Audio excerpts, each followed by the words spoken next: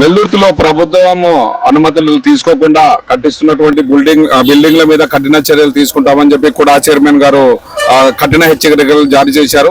ఈ రోజు వెల్లుర్తిలో ప్రతి ఒక్క బిల్డింగ్ ని చెక్ చేసి మరి పంచాయతీ బోర్డు అనుమతులే కాకుండా కూడా అప్రూవల్ ఖచ్చితంగా తీసుకోవాలి. రెగ్యులేటర్ తీసుకోకపోతే మేము ఖచ్చితంగా జేసీబీ తీసుకొచ్చి పడగొడతామని చెప్పి గట్టిగా చెప్తున్నారు కూడా చైర్మన్ గారు. ఇంటికని పర్మిషన్ తీసుకొని షాపులు కట్టుకొని దాని మీద లక్షల రూపాయలు సంపాదిస్తున్నారు. ప్రభుత్వాన్ని మోసం చేస్తున్నారు. తీసుకోవడమేమో ఇంటికి పర్మిషన్ తీసుకుంటున్నారు, కట్టుకోవడమేమో షాపులు కట్టుకుంటున్నారు, బాడిగలు తీసుకుంటున్నారు. ప్రభుత్వాన్ని మోసం చేస్తే ఖచ్చితంగా వాళ్ళ మీద కఠిన చర్యలు తీసుకుంటామని చెప్పి కూడా చైర్మన్ గారు తెలియజేయడమైనది. ఈరోజు ఇక్కడ వెల్లుర్తిలో కట్టించే ప్రతి షాపుల మీద ఆయన విజిట్ చేసి పంచాయతీ ఈఓ గారిని తీసుకొని ఎవరెవరు పర్మిషన్ తీసుకున్నారు, ఎవరెవరు పర్మిషన్ తీసుకోలేదని చెప్పి వాళ్ళ మీద ఎవరైతే పర్మిషన్ తీసుకోలేదో, ఎవరైతే రెగ్యులర్ చేసుకోలేదో వాళ్ళని ఖచ్చితంగా జేసీబీ తీసుకొచ్చి వాళ్ళని పడగొడతామని చెప్పి హెచ్చరిక జారీ చేస్తున్నారు. కాబట్టి వెల్దుర్తి ప్రజలు గమనించి ఖచ్చితంగా కూడా పర్మిషన్ తీసుకోవాలని చెప్పి మేము తెలియజేస్తున్నాము. క్రాంతి కిరణం, మీ కాజా. నమస్తే. ఈరోజు వెల్దుర్తి విలేజ్ రావడం జరిగింది.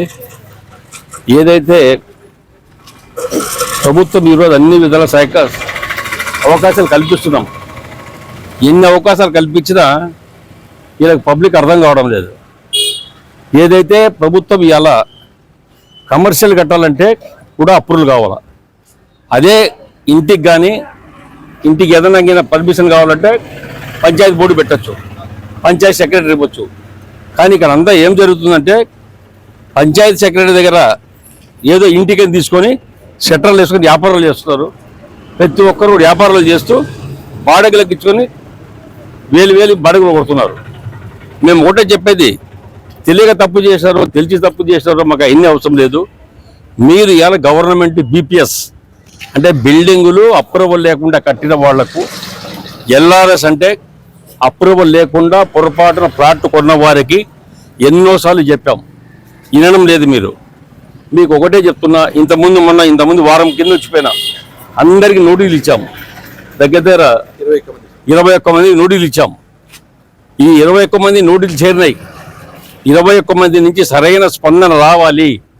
21 మందికి స్పందన రాకుండా కర్నూలు కూడా ఆఫీసుకు వచ్చి మీరు బిల్డింగ్ అప్రూవల్ చేసుకోవాలి.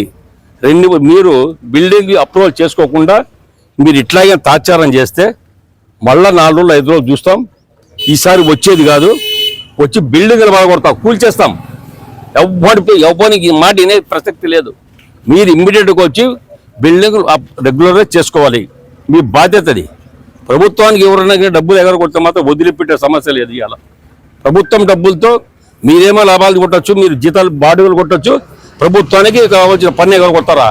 ప్రసక్తి లేదు. ఇది ఇంకా ఉపేక్షించలేదు, మిమ్మల్ని వదిలిపెట్టే సమస్య లేదు. ఇవాళ ప్రభుత్వం మంచి అవకాశం ఇచ్చింది. ఈ అవకాశం సద్వినియోగం చేసుకోకుండా మీరు చాలా దుర్మార్గంగా పోతున్నారు. ఇది మంచి పద్ధతి కాదు. ఎన్నోసార్లు చెప్పాం.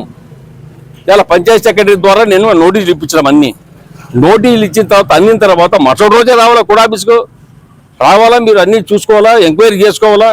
ఎంక్వైరీ చేసి ఏమేమి నామ్స్ కావాలా, దానికి ఏమేమి పేపర్లు కావాలా అన్నీ క్లియర్గా చేసుకుంటే మీ భవిష్యత్తు బాగుంటుంది. రేపు పిల్లలు ఇవాళ మీరు ఏదో పెద్దోళ్ళు ఉండాలి, మీ పిల్లల భవిష్యత్తు ఏంటి? ఇవాళ మీరు రెగ్యులరైజ్ చేసుకోకుండా అప్రూవల్ చేసుకుంటూ పోతే మీ పిల్లలు దెబ్బతింటారు.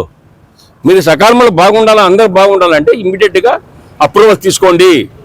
అప్రూవల్ తీసుకోకుండా తాత్సారం చేస్తే ఈసారి వదిలిపెట్టే సమస్య లేదు. ఇంకా 70 రోజులు టైం ఉంది. ఈ 70 రోజుల లోపల పూర్తి చేసుకోండి. ఇప్పటికి కూడా మళ్ళా ఏదో ఇది ఏమవుతుంది, ఎప్పటికెళ్ళి ఫోన్ చేపిస్తామంటే సమస్య లేదు.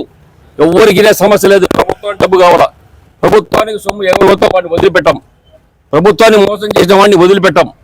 కాబట్టి ఇమీడియట్గా వచ్చి కొడాపించుకొచ్చి రేపే వచ్చి మీ పని చేసుకొని ప్రభుత్వం రావాల్సిన రుసుము కట్టి రెగ్యులరైజ్ చేసుకొని విజ్ఞప్తి చేస్తున్నా. మరొకసారి చెప్తున్నా, మీరు ఈ వారం రోజులు చూస్తాం, పొరపాటు మీరు రాకుండా తాత్సారం చేస్తే మాత్రం మీ బిల్డింగ్లు కొలగొడతాం. నోటీస్ అవసరం లేదు, దానికి వితౌట్ నోటీస్ పలగొట్టేస్తాం. ఇది లాస్ట్ వార్నింగ్ అని చెప్తున్నాను.